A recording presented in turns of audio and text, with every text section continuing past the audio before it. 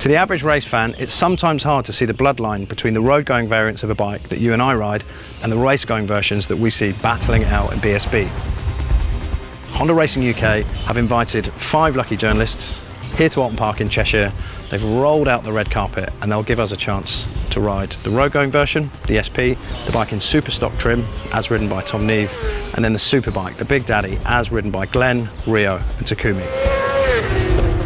Sure, the paint might be the same and the shape might be the same, but you'd think that that's where the familiarity stops. Not so.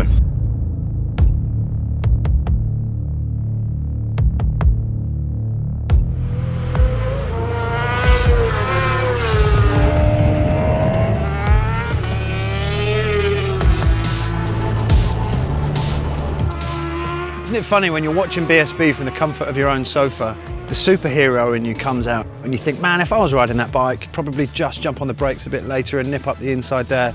The reality was nothing like that.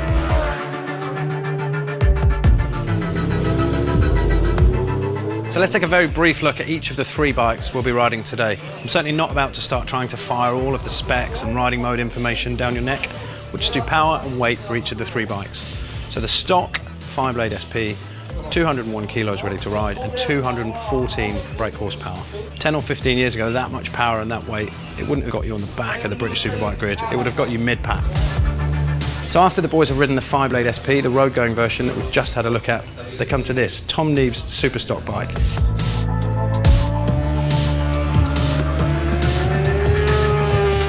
It takes the team about 3 days to turn a road-ready, road-legal Fireblade SP into the bike that you're looking at here. When it's finished being built, it makes 227 horsepower, so that's a 13 horsepower increase from stock and road legal, and weight has come down from 201 kilos to 190 kilograms. Big differences.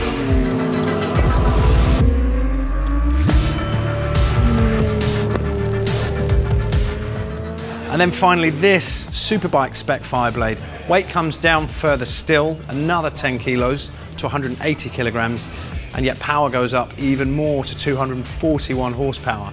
So that stock bike, we're 20 kilos lighter, and in power terms, we're almost 30 brake horsepower more. But there's so much more going on in this bike. Once the Superbike is built, it's possible to rebuild another version to an identical spec in less than 2 hours. In theory, giving them the time between race 1, where a bike might have been smashed to a million pieces, to rebuild it and get it on the grid for race 2. It's stuff like that that just kind of fries my brain a little bit.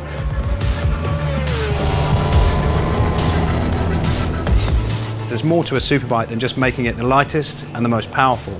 They build these bikes so that they can also rebuild them. There's modular sections of this bike that come in and go out. It's a beautiful looking thing. I just love it. It's such a cool thing to look at. So I'm joined by Michael Mann, the web editor from Bike Social. Michael, thanks for having a chat to me, mate. My pleasure. You and I share much of the same experiences in that usually I'm the journalist like you and we travel around the world riding new bikes on shiny press launches. Try and talk to me about the difference when you get that email that invites you to an event between a press bike launch of a new road bike and that invitation that says race bike test. How does it make you feel? Yeah, it gives you that wiggly feeling inside, I think. Yeah. There's a degree of intrepidation because I don't have a race background. I've enough experience on race bikes or sports bikes, let's call them, whether it's the Fireblade or anything in that realm. So I know that I'm kind of, dare I say, deserving of my place there. I can do a professional enough job. But when you're lining up against some of these guys who We're doing this. Who have significant race experience, then yeah, I do feel a little bit out of my depth, but equally I'm there to do a job, so you know, I've got to keep a sensible head on it. But yeah, I definitely prefer the track-based launches. Obviously you and I rode together in early 2020 on the press launch in Qatar of the SP. Which one are you looking forward to riding the most today? I always like riding the SP, and I think that it's a really sensible way of doing it, and a rather obvious way of doing it, to get us out on the SP first, to get to relearn the track. I've ridden here in the best part of 18, 19 months at least. And then, look, obviously the golden ticket, the Willy Wonka's golden ticket is the Superbike, but I'm really keen on seeing the difference between the SP and the Superstock bike, because I think Honda didn't make any secret of the fact that they were making a race bike that happened to have mirrors and lights.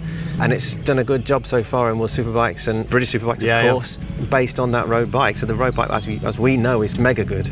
and it's track-based. But yeah, I'm really keen to see what the Superstock bike's like. Well, I know you're going to get a chance to ride on track with Tom and with Glenn and with Rio as well. So maybe we can catch up in a bit and you can let me know which bike was your favourite. Yeah, fantastic. Yeah, can't wait. Thanks. Have a good day, mate. Cheers, man. So joining me now is Chris Northover, presenter from Bike World Television. Also one of my oldest friends in the paddock today. Chris worked with me at Superbike magazine and he was the tame racer that I used to deploy on big fast bike launches. You always send your best and fastest journalist for that. Chris likes to call himself a washed up racer. In my mind, he's still a racer. The monkey's still in there somewhere. Talk to me about the difference between approaching a test day like this as a journalist and coming here with the mindset of a racer. How do you differentiate the two? Almost as a racer, I found it simpler. I'm not going to say easier because going that fast is job's harder. But it's simple. Yeah. Your job is to improve the bike, reduce the lap time. And most importantly, you're thinking about you. You're not having to think about what the bike's like for anyone else to ride. Yeah. It's all about you, and someone else washes your visor. It's amazing. Some of the skills still cross over.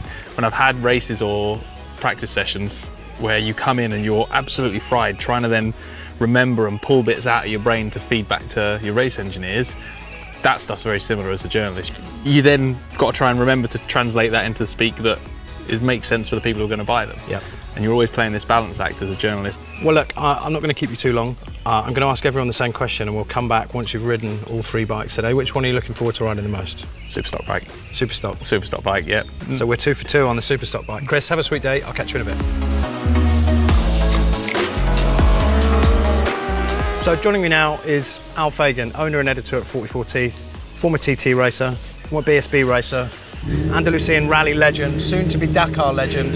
Stop it. Al and I started doing this job as bike journalists at pretty much the same time, but Al's got all the talent that you need to do all of those things, and I don't. Mate, how do these days feel for you compared to how they feel for me? It's exactly the same, mate. You know, this is Dreamland. This is full factory. Like I said, I wake up every morning on something like this and I pinch myself because this is, who wouldn't? Yeah. So in terms of your experience with Fireblade SP, it did pretty well in the 44T group test. Yep. What are you expecting today in terms of the biggest difference? Is it road going SP to Superstock? It's a fairly loaded question really, isn't it? Or Superstock to Superbike? At the top of my wish list would be a full system. When after I rode the bike in Qatar, at the launch, I thought, you know, I love this, but I'd like to ride it with a full system because if there's one bike that's been strangled by Euro 5, it's the Honda. Yeah. You know, it's I think that's the bit I'm looking forward to most. And just tapping into your experience as a racer, how comfortable are you being around the crew chief and the Spannermen and Harv and the other, you know, the current racers? You know, I get really nervous about the idea of them looking at me going, you know, why is he riding this? But for you, coming with the background you've got, do you still feel any pressure, or is there anything at all from being around those guys? I think There's some factory Spannermen in there. Oh yeah, those guys have been around the block. Yeah. You know, they've been 10 years before I even started racing. So I used to enjoy it. I used to go back looking at data and think, oh yeah, amazing. And then now, as I got older, fatter, slower, balder, I kind of sort of trudge over to the computer and the data screen and go, oh. But you know, we're not here to test win any times. races. There's no races here today, so just gonna have a little poodle around and enjoy it. Hopefully we'll catch up later on when you've had a ride and you can tell me which was your favourite. Cool. Thanks, John. Cheers, mate.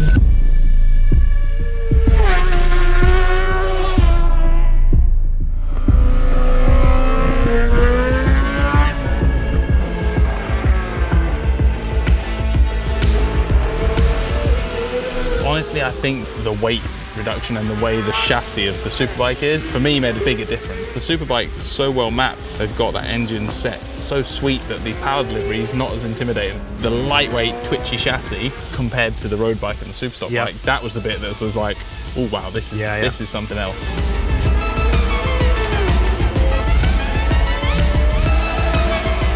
So Al, possibly the stupidest question I'll ask anyone today. Yeah. You've just ridden all the bikes, pick one. Superbike, easy mate, you know, yeah, it's a super question, you're right. What a lovely bike to ride. The Superbike feels closer to the road bike than the Superstock bike. Does it? It sounds crazy, but Tom's riding position and his setup is so unique, whereas I got on Glenn's bike and it felt normal. I love what they've done with the throttle body, so splitting them up, 2 cylinders, 3 cylinders, 4 cylinders. Yeah. It sounds racy, you feel like you're on a race bike. And yeah, like I said, just everything about it is just confidence inspiring. It makes you want to go faster. If I could jump on that bike tomorrow and race it, I would. I mean, I'll be 10 seconds off the pace, but just so user-friendly. Michael, man, that looked like fun. Yeah, you could probably see my smile under the helmet as I came by, but But what about the journey between the road-going SP and the Superstock bike, and then Superstock to Superbike? Which was the biggest leap?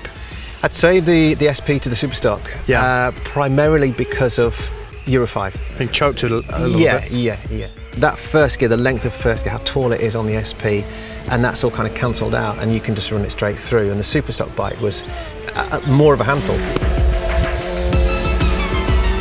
It's just so rewarding, so fulfilling, and you've got all that noise, that racket, And that a big fat blob of torque in the mid-range as well, though. Yeah, and the throttle connection is just perfect. It's just what you want on any bike. It's just, it wants to go. Yeah. And the brakes are better, and the whole package just makes you feel really special. I hope you've picked up a sense of the privilege and the pride that journalists feel when they get invited to events like this. I didn't get to 100% throttle. I didn't even ask to see my data trace. The big man that you are on the sofa at home is not the person that rolls out of pit lane. It certainly wasn't for me. You could have timed me around here with a calendar rather than a stopwatch, but what an incredible experience. It is an incredibly privileged position. We will share links wherever we can to all of the pieces that the other journalists have put together, and we look forward to bringing you another Honda Racing UK story as soon as we can.